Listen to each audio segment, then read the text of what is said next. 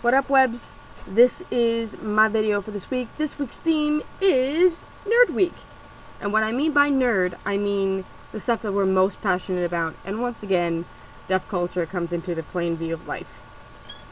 My nerdy thing about the deaf culture is that it's so opening. It's so welcoming. It's so amazing. I love that if you see someone who's deaf and you know how to sign and say that for this sake of argument, if you're a deaf person and you see another deaf person, it's like instant friends. It's amazing. They're so welcoming and you know, it's in a normal hearing situation. If you're meeting someone new for the first time, you end up what's the word? You know, shaking hands and saying hello and keeping, you know, personal space like the normal way, like a good 6 inches. No. Deaf culture, you meet someone new for the first time, you end up like just hugging, saying hello, how are you, that's what I love about it. I also love deaf movies, deaf actors. I love just the whole understanding of it. I love that I kind of fit in a place that is, again, I have to say, welcoming and great and fun to be around.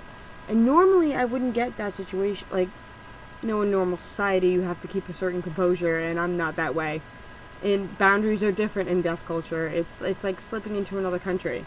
You have to learn the certain norms and I love the deaf history in the culture as well. Helen Keller, obviously. Alexander Graham Bell, which is more towards autism, which is for another video on my solo channel one day. Hopefully one day. Gallaudet University. Go look it up. You'll find some great stuff. I follow them on Twitter, mostly their sports. And I really love just owning it.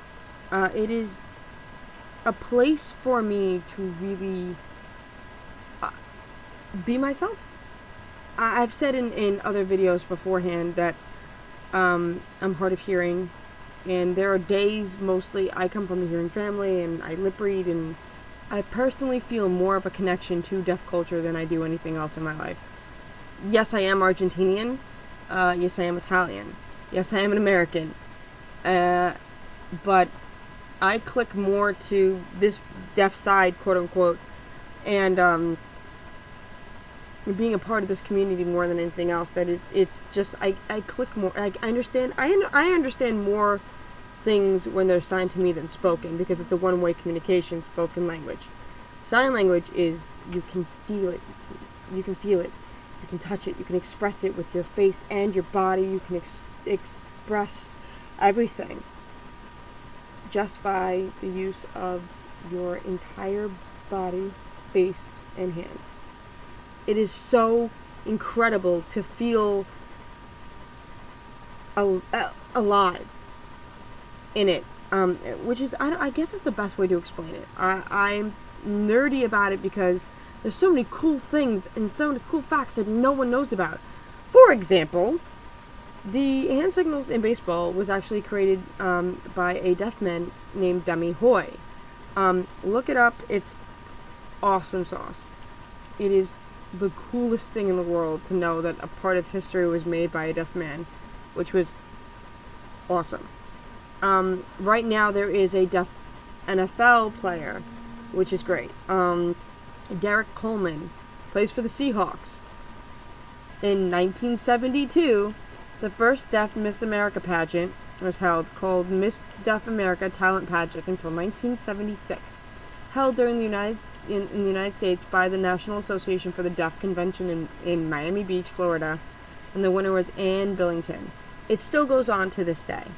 I don't know who the recent winner is, but I wish I could, but I can't. Because I'm hard of hearing, I'm not deaf. I don't believe I am qualified to compete. It'd be kind of fun. In 1988, a big thing for deaf history was DPN. DPN. Deaf President Now. Students held a demonstration at Gallaudet University, Washington, D.C.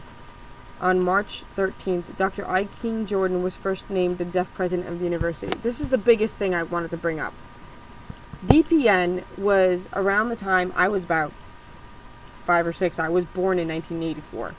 But I had watched some inkling about it on TV, and I specifically remember watching this on TV. I have no idea why I remember this, but I do. And later I learned in college about DPN. And deaf president now was Gallaudet University is in D.C., District of Columbia, obviously, if no one knows that. What had happened was the students were getting a new president of the school, a dean, so to speak, and it was between Miriam Zinzer, I believe her name was, and Dr. I. King Jordan. Jordan was deaf, Zinzer was hearing. Now, they chose Ziering, and the students were in uproar. Uproar. Like, I watched it on a documentary, which, through Deaf Eyes, I suggest renting it. The DPN, the protest was held in March of 1988. The protest started March 7th and ended the 13th. On the 7th, they barricaded the campus with heavy-duty bike locks, hot-wired buses, moving them from the gates to, and blew out the tires, locked the gates. People kept coming onto the grounds while the Board of Trustees was trying to force them out and to receive the protesters' demand. The board ignored the demand, and following this unsuccessful student board decision, supporters of DPN took their first march on the Capitol building. The protest was led down there from students of the Brigada Born Jerry, they're naming people. And they were arrested. No joke.